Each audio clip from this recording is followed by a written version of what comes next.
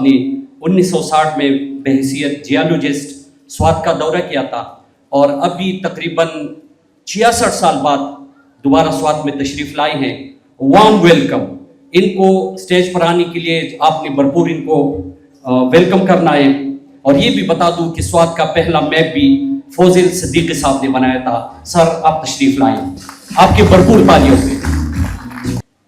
میرا نام فضیل صدیقی ہے اور میں 88 سالہ جوان جیو سائنٹسٹ ہوں. میں آپ کے سامنے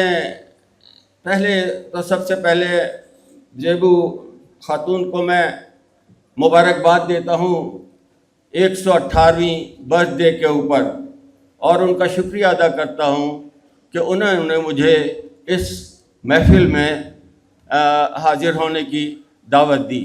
بہت بہت شکریہ. جس وقت میں نے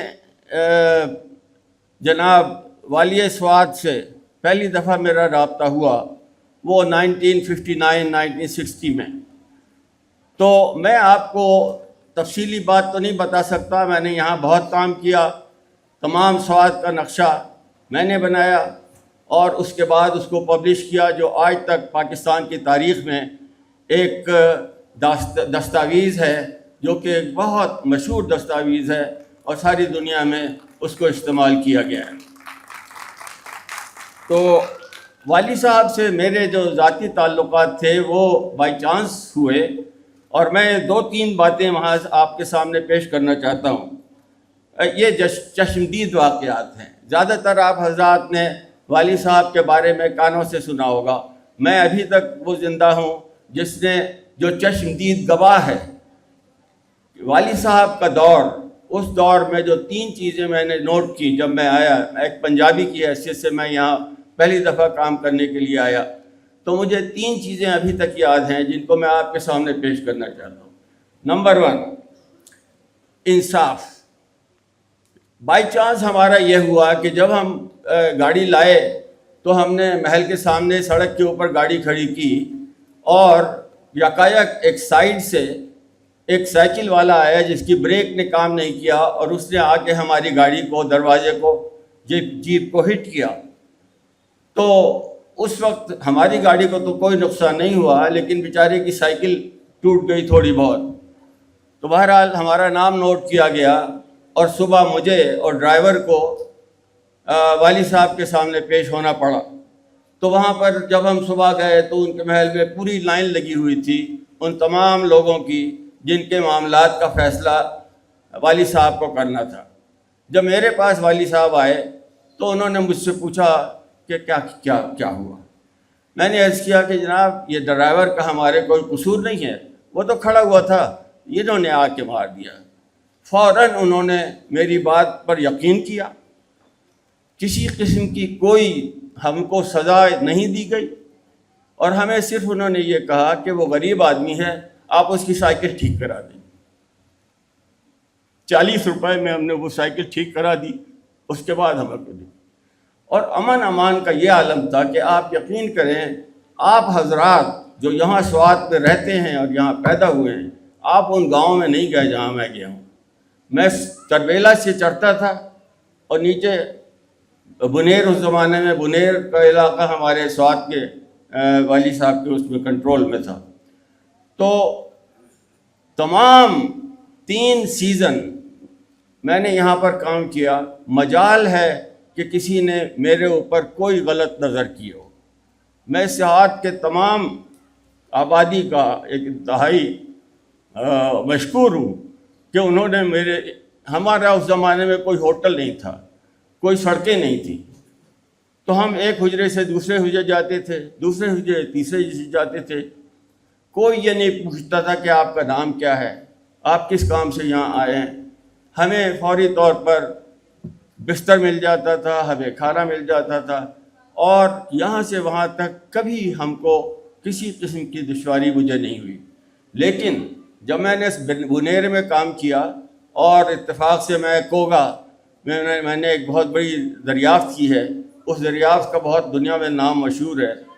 کوگا گاؤں میں سیاحت میں نارنجی کنڈاؤ، وہاں پہ ہماری پارٹی کو جیسے ہی ہم نے سوات کی بارڈر کو کراس کر کے ہم مردان کے علاقے میں پہنچے، وہاں پر میرے اسٹوڈنٹ سے اس کی گھڑی چھین لی گئی چاقو دکھا کے، اور سوات کے باہر امن امان کا کوئی انتظام نہیں تھا۔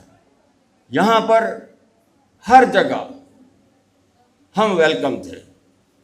دوسری بات میں انصاف کی بات، امن امان کی بات میں نے بتائی ہے۔ تیسری چیز میں آپ کو تعلیم اور ریسرچ کے بارے میں بتانا چاہتا ہوں کہ اگر آپ دیکھیں، ہمیں اس وقت خبر ملتی تھی کہ یہاں قریب کے بعض علاقے ہیں جہاں پر جب پہلی دفعہ موٹر کار آئی تو لوگ اس کے آگے گھاس ڈالنے لگے کہ یہ کچھ کھا لے اور چل پڑے یہ سواری۔ سوات میں تعلیم کو جتنی ترقی کو جس بیدار مغزی کے ساتھ والی صاحب نے رائج کیا، میں حیران تھا۔ پاکستان کے دوسرے علاقوں میں تعلیم کی طرف اتنی توجہ نہیں تھی۔ یہ جہاں زیب کالج جہاں آپ یہ میٹنگ کر رہے ہیں، اس جہاں زیب کالج کی تعمیر میرے سامنے ہوئی، اور میرے ماموں علی احمد صاحب عباسی جہاں زیب کالج کے سب سے پہلے کیمسٹری کے ٹیچر تھے۔ تو میں عرض یہ کرنا چاہتا ہوں کہ جس جگہ ہم جاتے تھے سڑکوں کے اوپر آپ کو اسکول ملتے تھے۔ ہماری ریسرچ کے بارے میں 3 دفعہ والی صاحب سے براہ راست ملا۔